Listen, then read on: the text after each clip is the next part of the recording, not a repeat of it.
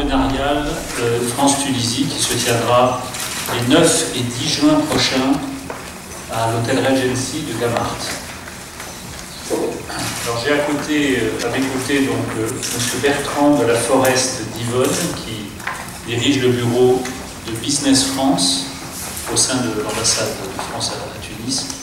C'est avec son équipe qu'il organise cette manifestation en étroite collaboration avec la Chambre tuniso-française de commerce et d'industrie, la CTF-CI, dont le directeur général Habib Gaïda est également présent à ma droite.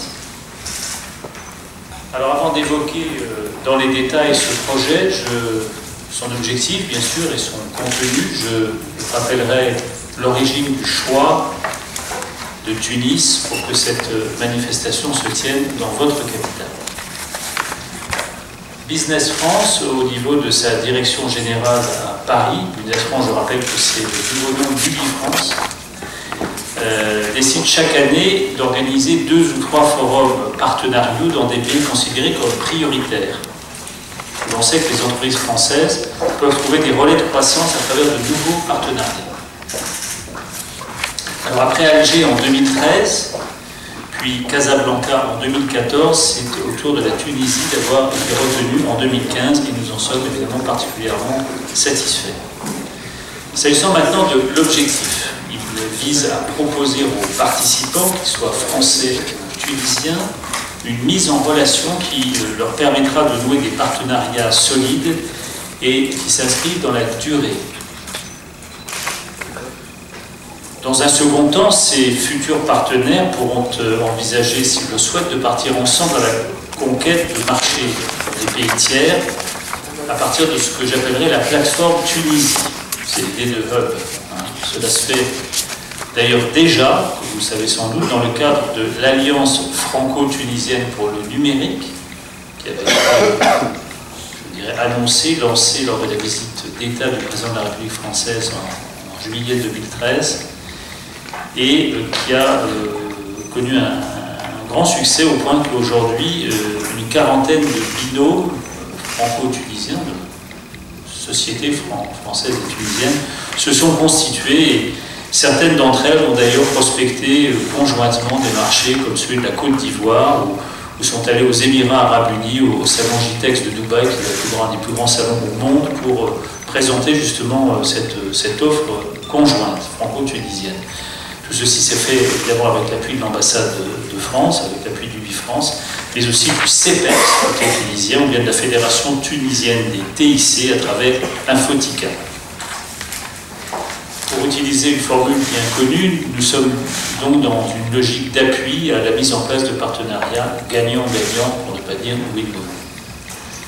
Alors pour parvenir à ces 3 objectifs, 3 grands axes de travail seront privilégiés lors des 2 journées de ce forum partenariat. D'abord, des rendez-vous individuels, qu'on appelle les rendez-vous B2B, à haute valeur ajoutée et donc très ciblés. Sachez ainsi que nous attendons dès le lundi 8 juin une délégation d'une trentaine d'entreprises françaises, essentiellement des PME, actives dans de nombreux domaines, dont ceux de l'industrie et des services. Vous en avez la liste dans vos dossiers. Ces entreprises viendront de plusieurs régions de France. Je citerai la Normandie, avec une délégation de pas moins de 11 sociétés qui seront accompagnées par leur chambre de commerce régionale, mais aussi le Nord-Pas-de-Calais, les Pays de Loire, la Provence-Alpes-Côte d'Azur, la région PACA, ou encore l'Île-de-France. Autant de régions françaises importantes qui seront représentées. Certaines entreprises membres de la délégation qui viendra sont déjà actives en Tunisie, bien entendu, mais certaines souhaitent développer leurs activités aussi en participant à ce forum. C'est le cas par exemple de Globe Service.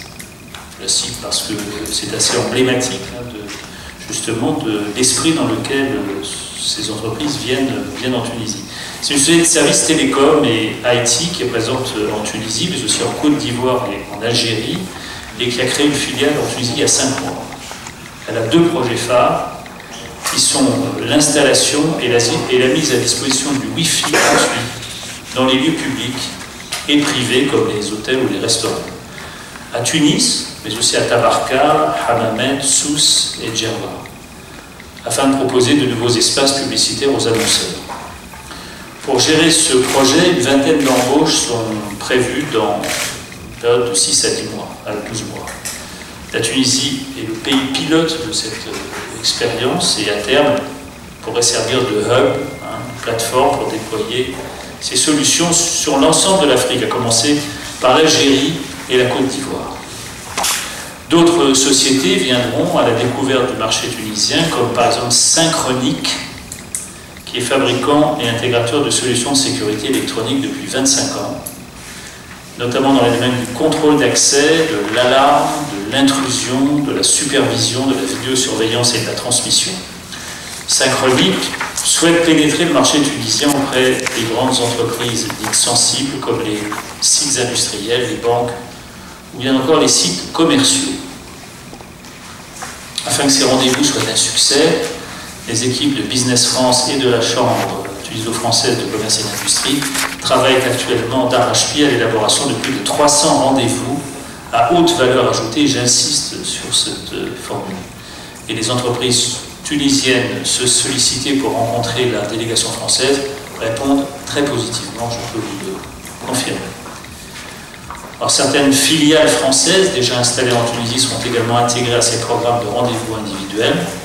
Elles peuvent en effet avoir besoin d'étendre leur champ d'action par le biais de rencontres avec des entreprises locales qu'elles ne connaissent pas forcément.